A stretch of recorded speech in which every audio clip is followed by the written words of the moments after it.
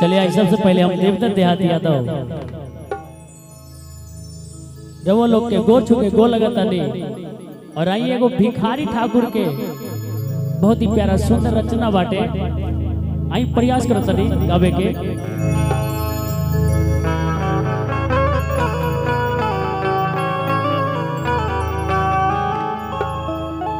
ऐसा जनी हो ऐसा जनी हो ऐसा जनी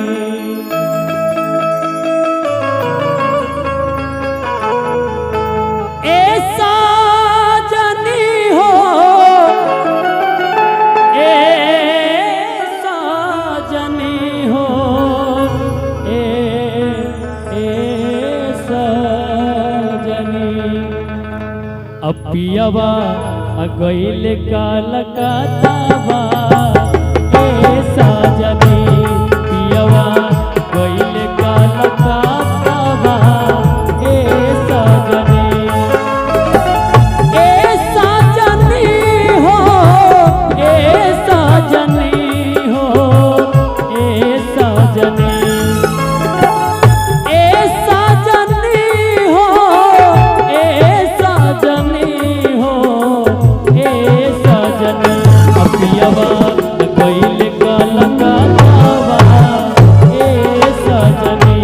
पियावा गईल कालकातावा ऐसा जनी।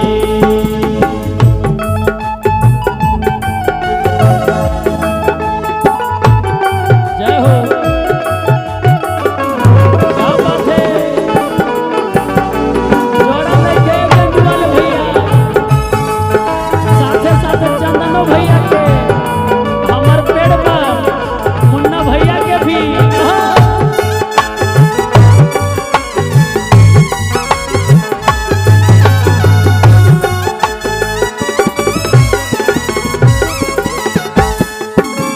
और आगे कहे के बाका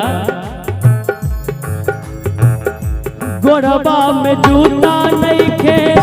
हथवा में छातावा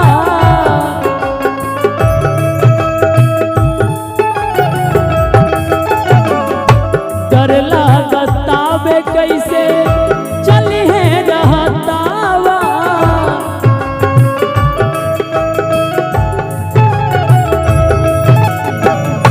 गोरबा में जूता नहीं थे हथवा में छातावा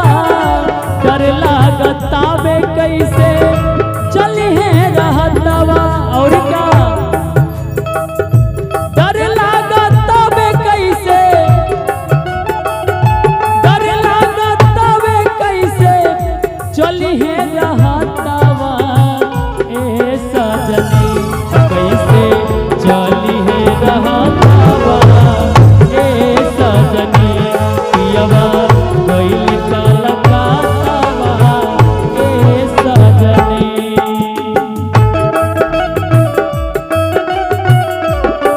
जय हो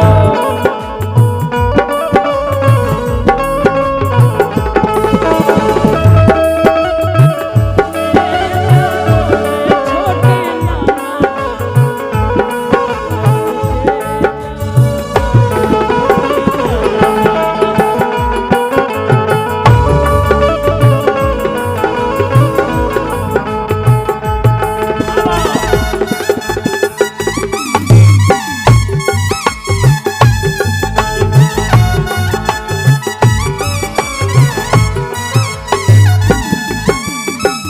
और ही काहे रंजन भैया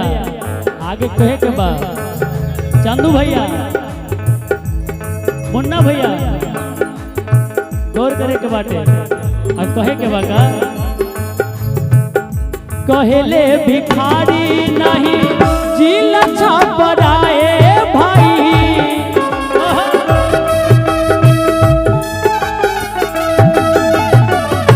कहता रे देवदत्त गाई